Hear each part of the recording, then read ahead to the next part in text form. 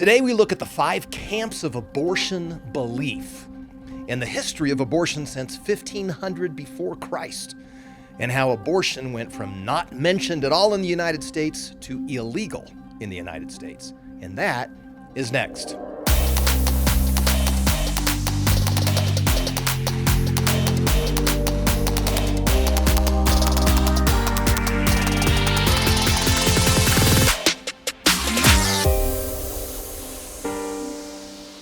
Hey, welcome back to the Farah Show. Today we're going to look at the 5 camps of abortion belief, the history of abortion, and how abortion became illegal. You know, abortion was a controversy way before this 1973 decision. There are basically 5 camps. The first camp believes that abortion's always morally wrong, unless to prevent the death of the mother. Otherwise, this camp believes it's the taking of innocent life. Many in this camp believe contraception's fine, but elective abortion is morally wrong. The second camp believes that it's mostly morally wrong, but that when competing with other bad outcomes, an abortion is the lesser of 2 evils. For example, they add the rare instances of rape or incest causing a pregnancy, in addition to the instance of the life of the mother being at risk. Like the first camp, though, this second camp does believe that abortion is wrong as a means of birth control, family planning, sex selection, or convenience. The third camp believes that abortion is mostly morally okay, up to about the midpoint in the pregnancy. This camp allows for exceptions beyond rape, incest, and the life of the mother. For example, this camp believes abortion is acceptable after considering the mental and the physical condition of the birth mother, her economic situation, potential disabilities, and most controversially, as a backup to failed contraception. The fourth camp does not believe that abortion on demand is morally wrong almost all the time. This camp believes that as long as the baby's not living on its own outside of the womb, it's okay to abort for any reason. Many of the people in this camp have shifted to the second or the third camp with modern high-definition ultrasound technology. When you see the fingers moving, it affects you. But the believers in this camp believe abortion is not morally wrong until it's likely that the baby would survive outside of the womb naturally. The fifth camp believes that abortion is not morally wrong at all under any circumstances. In fact, upon demand, abortion's good under any circumstances. In fact, upon the demand of the mother, it's morally right. This camp believes that abortion on demand solves problems like overpopulation, disability, and poverty, so it's good. This camp includes abortion at partial birth. Some people in this camp believe abortion on demand is morally right, even immediately after the baby is already fully born, past partial birth. So these 5 camps have, in round numbers, explained the source of the controversy around abortion. For the most part, everyone is in one of those camps of belief when it comes to abortion. Abortion's not new. Historically, we know that abortions were performed since at least 1500 BC.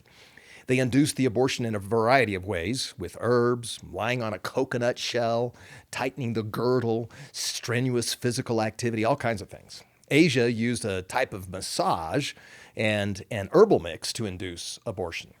Native New Zealanders formulated a mix of herbs. By around 450 BC, the West used some form of pessary. That's a removable device. It's kind of like a tampon. They would soak it in what was allegedly an effective miscarriage-inducing herb. Midwives were the primary abortion clinic in ancient Greece. They used the herb siliphium. Apparently, it was very effective. This was really popular with the Syrenes. Other concoctions of rue, egg, and dill were popular. You know, rue does contain some abortive compounds, according to modern scientific studies. So going back in time, Aristotle, the Greek philosopher who lived from 384 to 322 BC, thought abortion in the early days of the pregnancy was less cruel than exposing unwanted infants to the elements. He further explained his position on the procedure. When couples have children in excess, this is his quote, let abortion be procured before sense and life have begun. What may or may not be lawfully done in these cases depends on the question of life and sensation. In other words, Aristotle believed that up until the baby was alive and felt pain, that abortion would be okay. He believed that in the early days of the pregnancy, the baby couldn't feel anything and wasn't really fully alive. And in this instance, if the family couldn't afford another kid, go ahead with the abortion. He would sort of be in Camp 3. Yet, his predecessor by 100 years, Hippocrates, was clearly in the first camp. Now, we think of the Hippocratic Oath of do no harm, but the actual quote condemns abortion. Here it is. I will give no deadly medicine to anyone if asked, nor suggest any such counsel, and in like manner I will not give to a woman a pessary to produce abortion. With purity and holiness I will pass my life and practice my art. So Hippocrates believed it was wrong for a medical doctor to help induce abortions. Augustine, the Christian scholar, declared that abortion was not a homicide, but it was a sin. He was sort of in the second camp. Many Christian denominations today are in that second camp.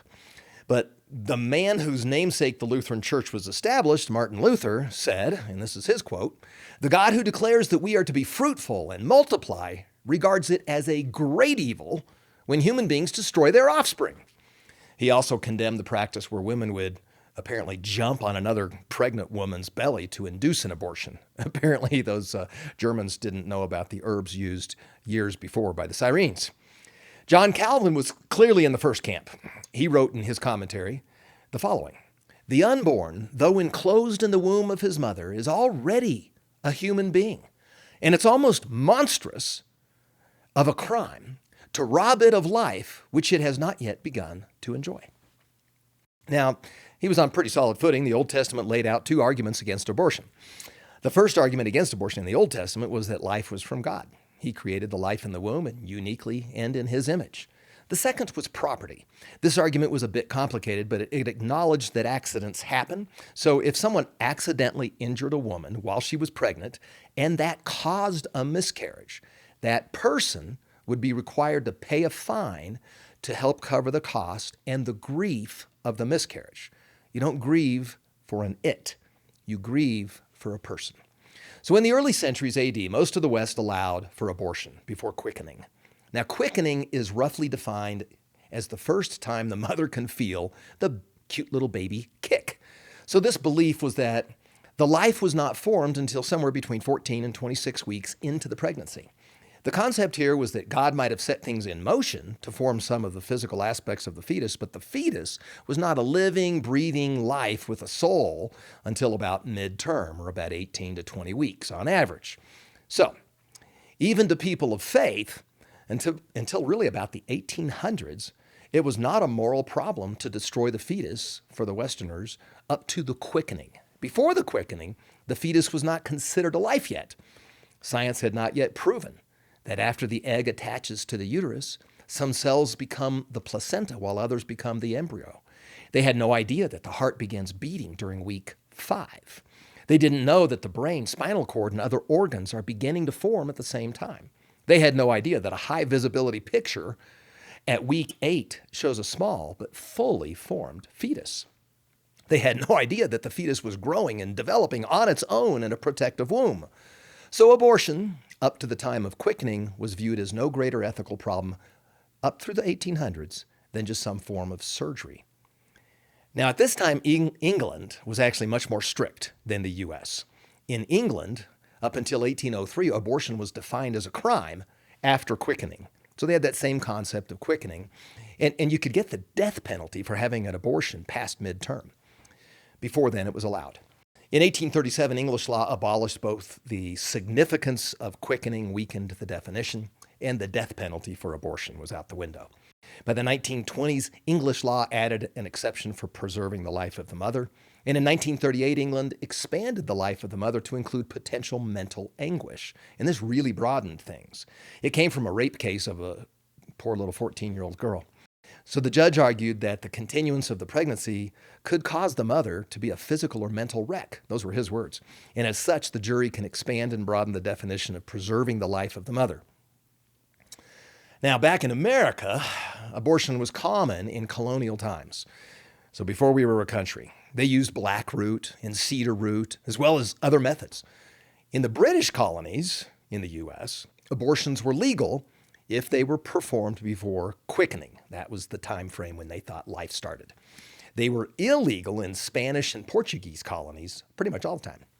The French colonies allowed abortions even though they were technically illegal. They just kind of looked the other way. There is evidence of legal and medical records of abortions dating all the way back into that colonial period. In some instances, it was kept hush-hush, but that was more due to the stigma of unmarried sex. It was not really kept hush-hush due to the belief that you were potentially killing a child. As long as the abortion was performed before quickening, it was believed that the fetus was not alive yet and it was allowed. Now, in the United States after the Declaration of Independence, which was in 1776, as you know, until the mid-1800s, abortion was viewed as socially unacceptable but not illegal in most states. During the 1860s, a whole bunch of states started passing laws outlawing abortion, but they were ambiguous and pretty hard to enforce.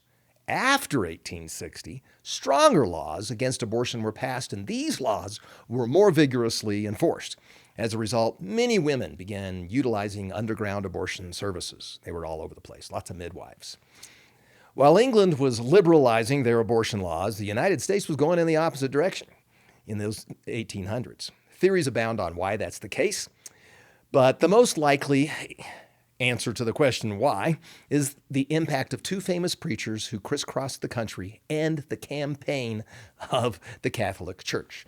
The famous preacher and founder of the Methodist Church, John Wesley, emphasized spreading the gospel and renewing the church.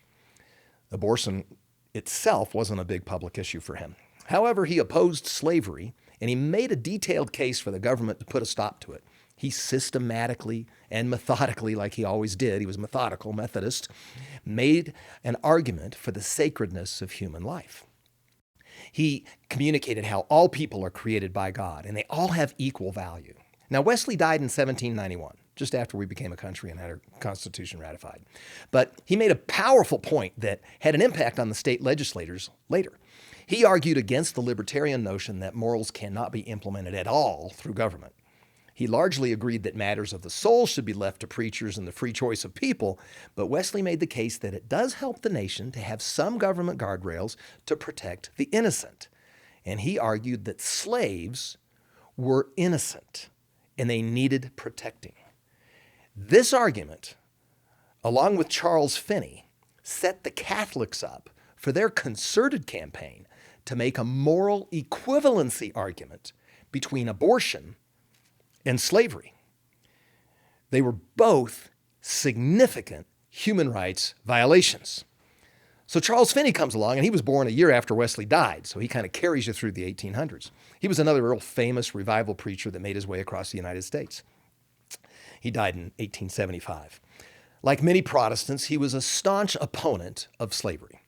He helped slaves escape in the Underground Railroad, and he would not serve communion to anyone who was involved in the slave trade. He scolded churches in the South that did not take the right position on this abundantly clear human rights issue. And he said that Christians who had slaves were absolutely living in sin, and they needed to repent and change. In churches that ignored the horror of slavery, he said they were complicit, and by their silence, they were also part of the sin of slavery. He said that slavery was a massive social wrong, it was against God's principles, and the church had better change or the country was going to find itself in a bloody war. Unfortunately, he was right about the bloody war. But the Catholic Church took note. The arguments he made against slavery were absolute arguments against slavery. And to them, the same case could be made for the argument against abortion. These are innocent people, and they should be protected. Slaves are innocent, worthy of freedom, dignity, and equal treatment.